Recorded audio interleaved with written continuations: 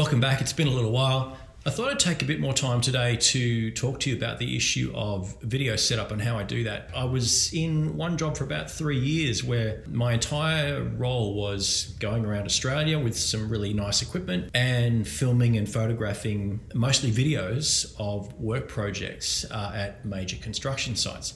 And I started out knowing almost nothing at all about how to shoot video.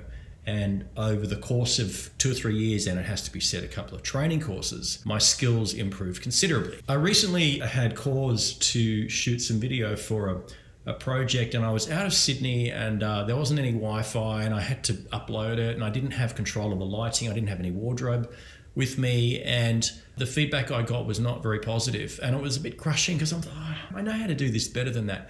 So I just thought I'd go over some of the pointers, and I've gone to some lengths this morning to set up this shoot. I'd say I've probably been working on the setup alone for maybe 2 hours in between doing laundry and dishes and whatnot. So here are a couple of quick points. First of all, how you frame your shot's really important. I've got some books behind me on the shelf down there, and I've got a painting which is covering up the timetable of one of my kids because that's her work desk.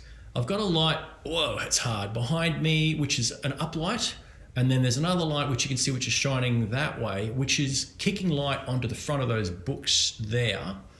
And if I took that away, the books would be sort of in shadow and it doesn't look so amazing. I've also got an overhead light on that you can't see, and I've got a soft light. As my hand gets closer to it, you can see, it's quite a lot of light coming from there. So this is very intentional. I've also got one camera there, and if I hop out of the shot for a second, you'll see that what that camera is seeing behind me is actually really quite lovely, but it's not the frame of interest because I'm recording that vision there on my MacBook because this project required me to use my own laptop to film on, and I don't usually do that. It's much easier to get an iPhone, say, and move it around on a tripod and get the shot you want. And as you can see from some of these stills in here, I spent an awful lot of time moving around and 10, 15, maybe more than that, little snippets of, is this frame good, is that frame good, and then just tweaking it and tweaking it. I want to talk about sound as well. So I'm recording audio on all of my devices right now. It's just 1, 2, 3, and I've got a camera over my back shoulder.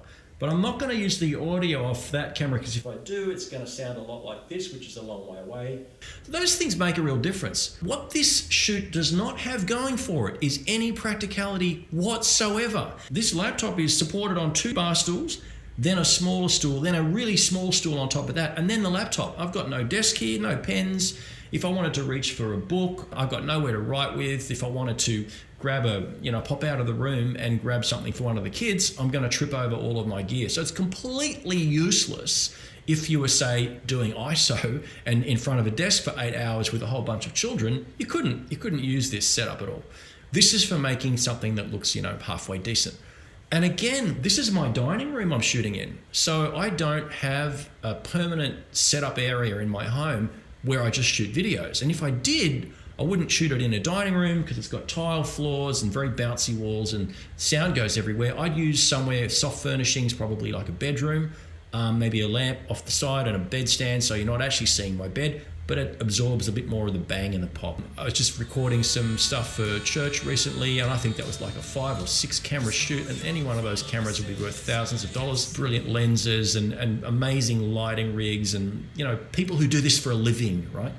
I'm just shooting on iPhones, and there's nothing wrong with that. The quality of what you can make on an iPhone today is incredible. So I thought that would be helpful for you. I hope you're being productive, and also I think at this time with ISO and COVID and whatever, you really need to be making sure you're taking care of yourself.